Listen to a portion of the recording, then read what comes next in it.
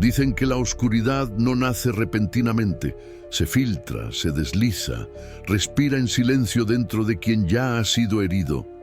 Y cuando observo la vida de Eleven, no veo una historia de poder, sino el lento retroceso de una niña atrapada entre dimensiones que nunca pidió abrir. Porque antes de salvar a Hawkins, antes de enfrentarse a criaturas imposibles, Eleven tuvo que enfrentarse al primer enemigo que conoció, la memoria. Una memoria moldeada por manos que no buscaban criarla, sino romperla. Y es precisamente en esas grietas donde comienza esta investigación. He estudiado durante años los documentos filtrados, los ecos de conversaciones enterradas, los registros borrados digitalmente por el propio Departamento de Energía. Y en todos ellos hay un patrón que se repite como una herida pulsante. Cada vez que Eleven fue empujada al límite emocional, una puerta se abrió en algún lugar. No basta con analizar sus poderes, hay que entender la raíz emocional que los sostiene. 11 no controlaba el mundo del revés, era el mundo del revés quien respondía a su trauma. Mientras otros ven a Eleven como la heroína que salvó a todos, yo observo los fragmentos que dejó atrás, los silencios que nunca pronunció, la forma en que su respiración cambiaba cada vez que evocaba un recuerdo del laboratorio. Allí, entre paredes blancas y cámaras frías, su mente se moldeó como un cristal sometido a presión extrema, generando fracturas internas que jamás desaparecieron.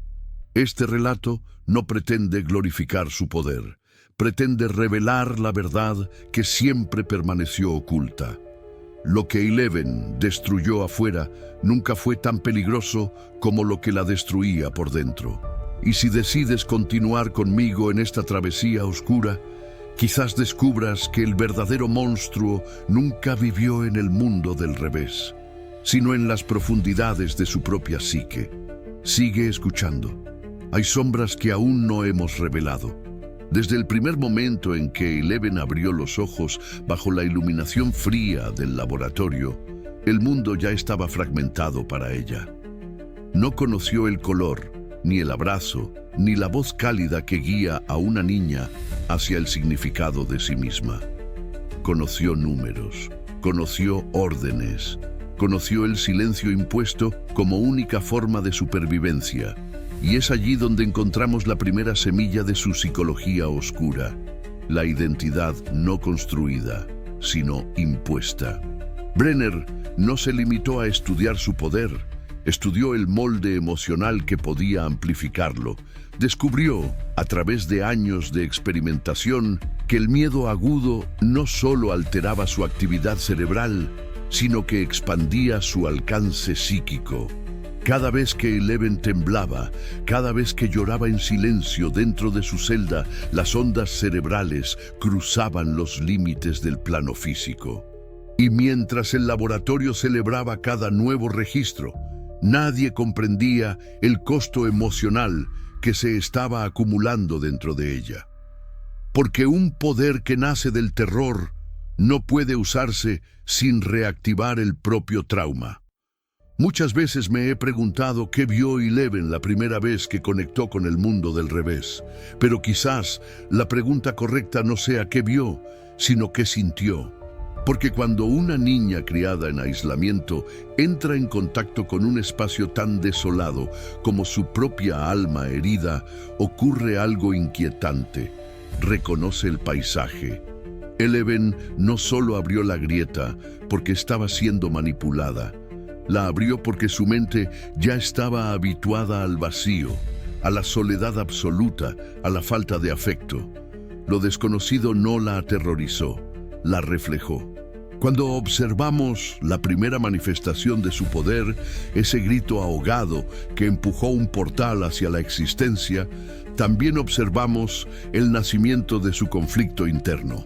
Para ella, usar su habilidad implicaba un regreso al dolor, una inmersión emocional en cicatrices que siempre estuvieron presentes. El poder no era liberación, era memoria. Era la voz de Brenner, la mano blanca sobre su hombro, las pruebas interminables que la acercaban cada vez más al abismo. Y sin embargo, es en ese abismo donde empieza a surgir algo más profundo, una necesidad desesperada de control. Eleven no quería dominar el mundo del revés, quería dominar la única emoción que jamás había podido gobernar, el miedo. Cada impulso telequinético era una forma de gritarle a su trauma. Cada visión remota era un intento de reconstruir lo que le arrebataron. Cada caída a la oscuridad era un paso más hacia la comprensión de sí misma. Pero toda búsqueda en la sombra tiene un precio, y Eleven aún no sabía que los monstruos que enfrentaría no buscaban su destrucción, sino reflejar su dolor. Si sigues conmigo, verás cómo esta primera fractura emocional no solo abrió un portal entre mundos, sino que abrió algo mucho más peligroso dentro de Eleven, porque el verdadero poder nunca fue telequinético, fue psicológico, y todavía estamos en la superficie. Hay quienes creen que el poder de Eleven surgió como una anomalía genética, una combinación accidental de experimentación y oportunidad. Pero esa es una visión ingenua, casi cómoda. Lo que ocurrió dentro de Hawkins Lab no fue ciencia pura, fue un ritual emocional sostenido. Brenner entendía que el cerebro humano, cuando es aislado del afecto y sometido al miedo, se vuelve un instrumento moldeable. Eleven no era simplemente una niña con habilidades, era el resultado de un diseño psicológico basado en privar, quebrar y reconstruir. Dentro de aquel recinto blanco, el silencio era la ley. No se permitían palabras que no fueran órdenes. No existía la ternura, ni el consuelo, ni el derecho a fallar sin repercusiones. Cuando Eleven lloraba, nadie la abrazaba. Cuando gritaba, ajustaban los parámetros. Cuando temblaba, la observaban con fascinación científica. Y así nace una mente partida. Una parte de ella deseaba escapar, mientras la otra aprendía a buscar la aprobación del único hombre que le hablaba con algo parecido a afecto, aunque fuese un afecto envenenado. Brenner no creó un monstruo. Creó una niña que confundía obediencia con amor. Esa confusión emocional explica uno de los elementos más oscuros de su psique, el poder como respuesta al dolor. Cada vez que Eleven era llevada a la cámara de privación sensorial, su mente viajaba hacia lugares donde la realidad se disolvía, y en ese vacío, las memorias más profundas se reactivaban. A veces lloraba, a veces gritaba sin sonido, y otras veces simplemente flotaba con los ojos abiertos, perdida en un mundo interior tan vasto como aterrador. Fue en esos estados liminales donde la primera conexión con la criatura del otro lado comenzó a formarse. No como una decisión consciente, sino como un eco emocional, porque el Demogorgon no respondió a su poder, respondió a su miedo. La criatura percibió la vibración emocional de Eleven del mismo modo en que un depredador percibe el olor de la sangre. Y cuando ella, empujada por Brenner, extendió su conciencia más allá del mundo físico, tocó algo que ninguna mente humana debería tocar. Lo que vio no fue solo una entidad. Fue una proyección simbiótica de su propio terror infantil. Una forma nacida del vacío que ella misma había aprendido a habitar. Aquí es donde surge la paradoja más brutal de su psicología oscura. Eleven no fue solo víctima, sino también vínculo. No abrió la grieta únicamente por obligación, sino porque su mente ya había sido preparada para ello. Cada experiencia traumática, cada castigo emocional, cada mirada fría que recibía, acumulaba una energía psicológica que necesitaba un escape. Y ese escape tomó la forma de un portal. Su poder y su trauma estaban tan entrelazados que era imposible separarlos. Cuando vemos a Eleven, años después, temblar ante la idea de perder el control, no es simplemente un miedo al daño que pueda causar, es el miedo a regresar emocionalmente a ese laboratorio, a escuchar el eco metálico de la puerta cerrándose, a sentir el paso de Brenner detrás de ella, a comprender que, cada vez que usa su poder, revive el origen mismo de aquello que intenta dejar atrás. Y sin embargo, en lo más profundo de su alma, existe una sombra aún más intensa, la sospecha de que, si deja de usar su poder, también dejará de existir, porque fue entrenada para creer que su valor estaba atado a su habilidad. Sin ella, teme ser solo una niña rota. Con ella, teme convertirse en algo peor. Si continúas conmigo, verás cómo este laberinto emocional se intensifica hasta el punto en que poder y dolor se vuelven indistinguibles. Y entonces entenderás por qué Eleven nunca ha podido mirar su propio reflejo sin sentir miedo.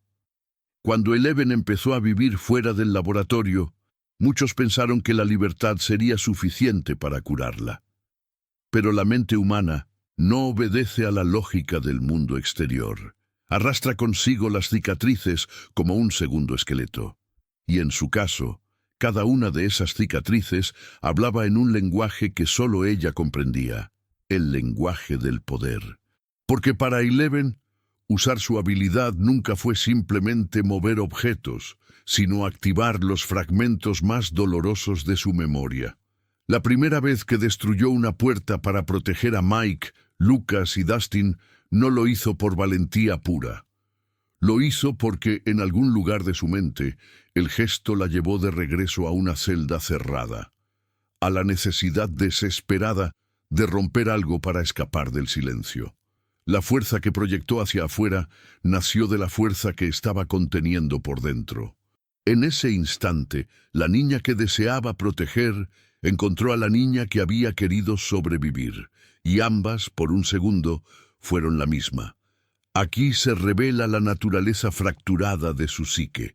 Cada uso del poder reactiva un recuerdo, y cada recuerdo abre una emoción reprimida. Por eso Eleven a veces sangra por la nariz, no por la exigencia física, sino por la intensidad emocional.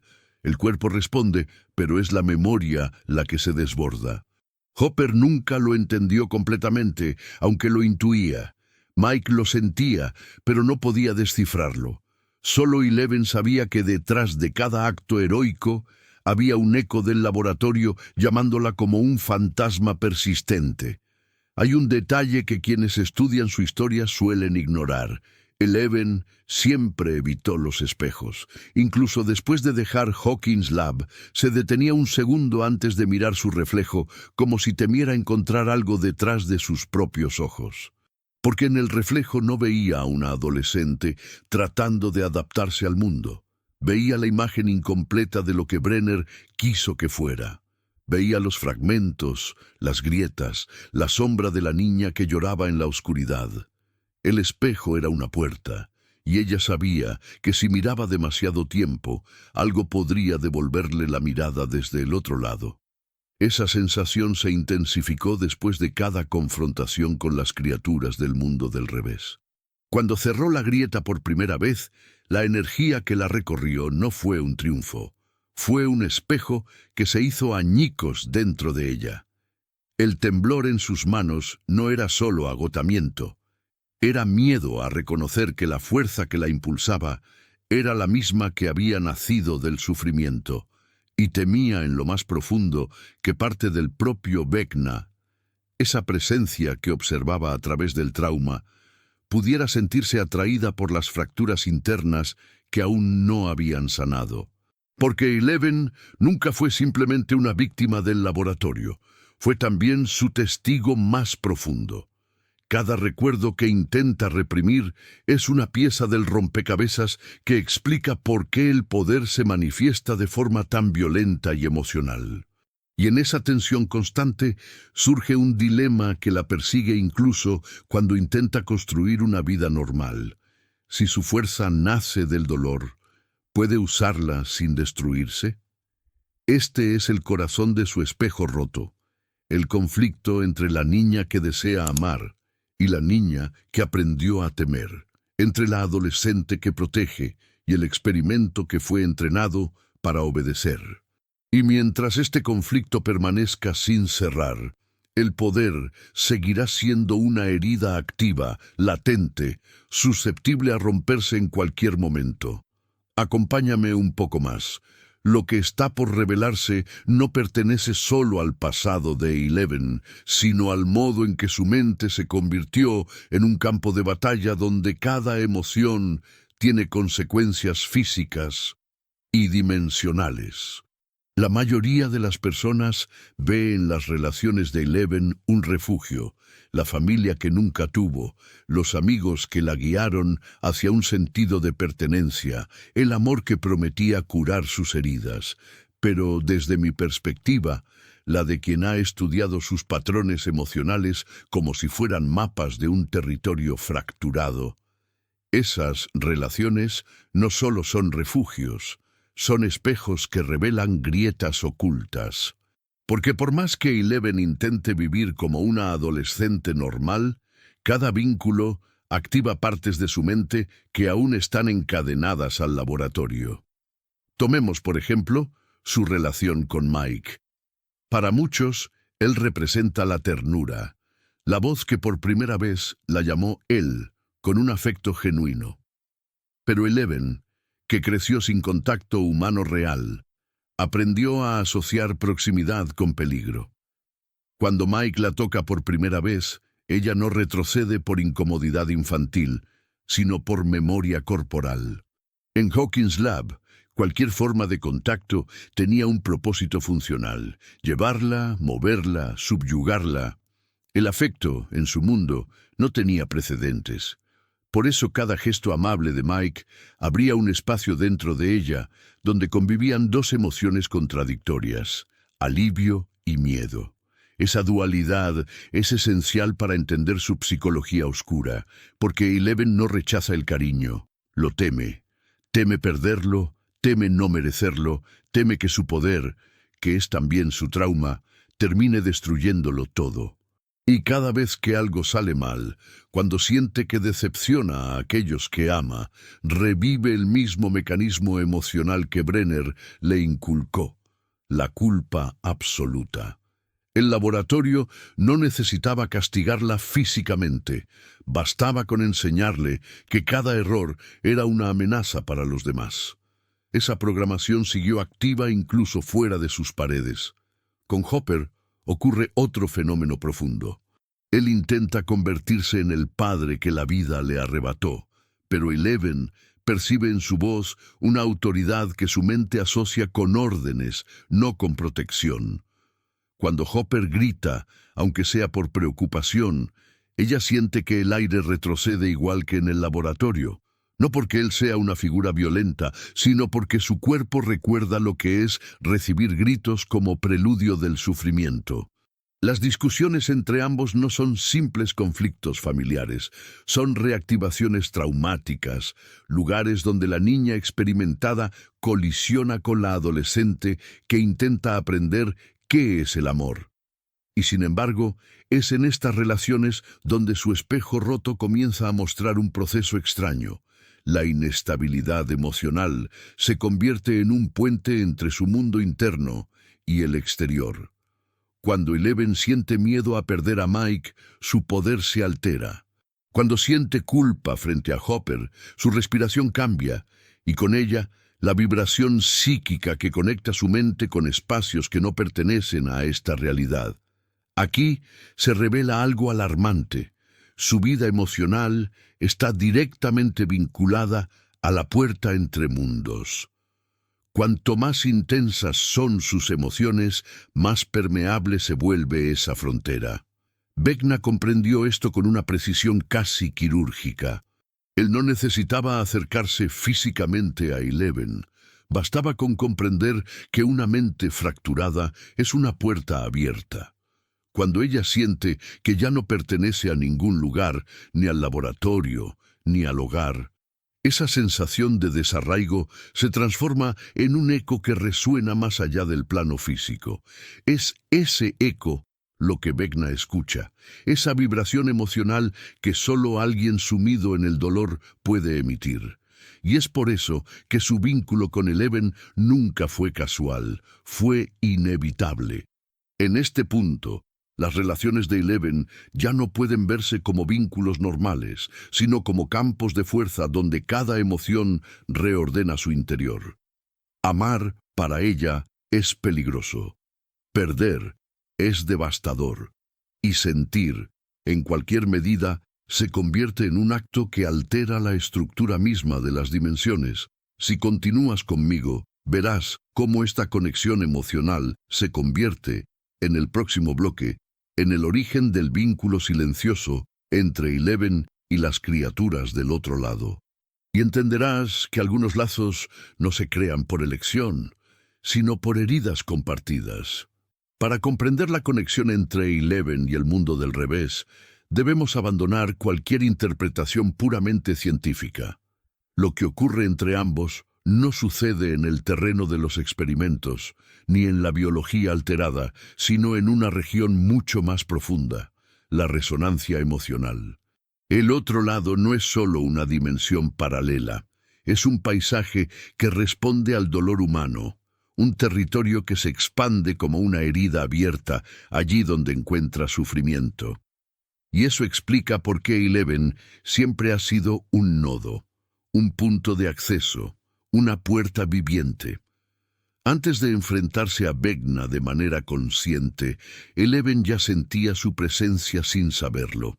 En sus pesadillas, en esos instantes en los que el mundo parecía detenerse, en las sombras que veía cuando cerraba los ojos, había un eco que no venía del laboratorio, sino de algo que acechaba desde más lejos. Y ese eco no era otra cosa que una vibración emocional compatible con la suya. Dos mentes heridas, dos interiores fracturados, llamándose en silencio a través de un espacio sin forma.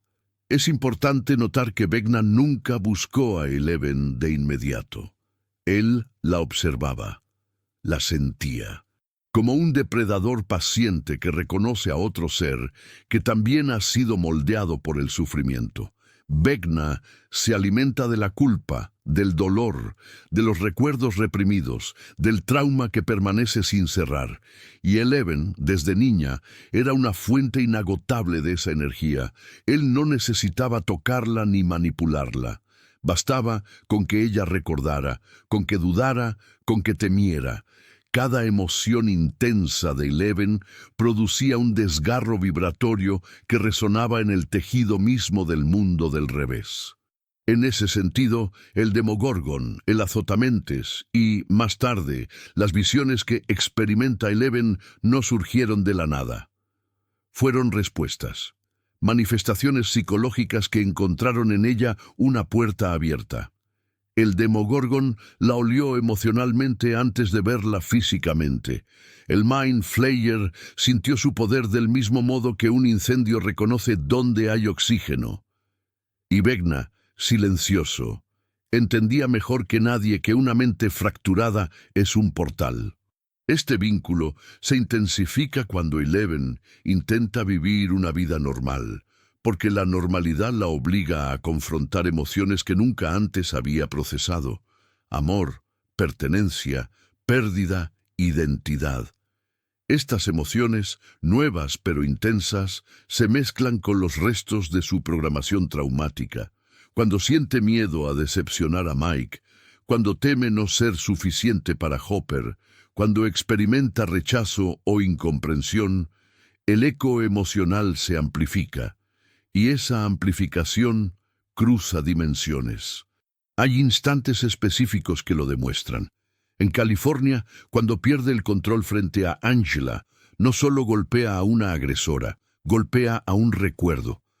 En ese gesto, la energía que emite no es rabia adolescente, sino la reactivación de un trauma primario. Y aunque los demás solo ven violencia, Vecna lo siente como una vibración clara, un llamado que atraviesa el vacío. En esos segundos, el vínculo entre ambos crece sin que Eleven tenga la menor conciencia. Aquí es donde aparece el aspecto más inquietante. El mundo del revés reacciona al estado emocional de Eleven. No es un territorio estático, es una proyección amplificada del dolor humano. Cuando ella siente abandono, el paisaje allí parece más denso, más oscuro. Cuando siente culpa, las criaturas se vuelven más activas. Cuando siente amor, un amor tembloroso, lleno de cicatrices, el espacio parece inquieto, como si no comprendiera esa vibración. Vecna, maestro absoluto del sufrimiento, entiende perfectamente esta dinámica. Para él, Eleven no es solo un obstáculo, es una llave. Y mientras su trauma siga abierto, esa llave seguirá girando, expandiendo las grietas, conectando dos mundos que jamás debieron tocarse. Pero hay algo más profundo, algo que muy pocos han visto con claridad. La oscuridad del otro lado no se siente ajena para Eleven, porque una parte de ella nació allí, en ese eco emocional que se formó cuando su mente, por primera vez, fue empujada más allá del miedo humano. El vínculo no es accidental, es íntimo. Acompáñame un poco más. Lo que revelaré en el último bloque no solo explica este vínculo, sino el verdadero origen psicológico de su poder.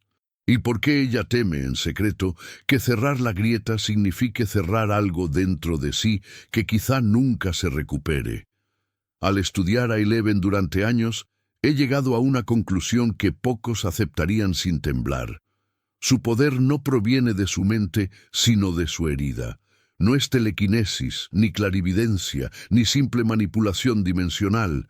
Es una reacción, una defensa interna que se volvió tan extrema que terminó rompiendo los límites de la realidad. Eleven no mueve objetos, mueve memorias. No ve a distancia. Proyecta el eco de su trauma. No abre portales, abre fracturas que existen primero dentro de ella. Esto explica por qué sus habilidades fluctúan, por qué a veces desaparecen, por qué otras veces regresan con violencia. Su poder es emocional, no físico. Cuando se siente amada, segura, contenida, el impulso se calma. Cuando siente abandono, culpa, rechazo o miedo, las dimensiones vuelven a temblar. Ella es el epicentro de un fenómeno que nunca debió ocurrir. El poder como extensión de una niña emocionalmente rota. Cuando Eleven pierde sus poderes después de la batalla contra el Azotamentes, muchos lo interpretan como agotamiento. Pero esa lectura es simplista. Lo que realmente ocurrió es que por primera vez ella experimentó la sensación de perder a alguien, Hopper, de manera irreversible. Su dolor no encontró salida hacia afuera, como en sus infinitas defensas anteriores. Por eso se cerró hacia adentro, bloqueando el acceso emocional que antes conectaba sus heridas con su poder. Fue un colapso, no una pérdida. Años después, cuando intenta recuperarlos con la ayuda del proyecto Nina, no lo hace solo repitiendo ejercicios mentales. Tiene que enfrentar recuerdos que llevaba ocultos en los rincones más oscuros de su mente. Verse a sí misma cuando era apenas una niña, llorando en el suelo, confundiendo a Brenner con una figura paterna, observando la masacre de los demás niños sin entender que ella no era el monstruo, pero sintiéndose como tal. Esa confrontación no reactiva su poder por un mecanismo neurológico, lo reactiva porque toca la herida central, la culpa. Y la culpa, para Eleven, siempre ha sido una llave. Finalmente, cuando enfrenta a Vecna cara a cara, no lucha solo contra un enemigo. Lucha contra su reflejo más oscuro. Vecna representa lo que ella podría haberse convertido si su dolor hubiera sido manipulado de otra forma. Él es la versión adulta del trauma, la sombra que se alimenta de lo que ella teme mostrar. Vecna no solo ataca, revela. Le muestra a Eleven que su fuerza y su fragilidad son la misma cosa. Y es en esa revelación donde ocurre lo esencial. Eleven comprende que su poder no es una condena, sino una consecuencia. Una consecuencia de haber sobrevivido. Pero incluso esta comprensión no la libera del temor profundo que lleva dentro. ¿Y si cerrar la grieta significa cerrar una parte de sí misma? Porque el portal no nació fuera de ella.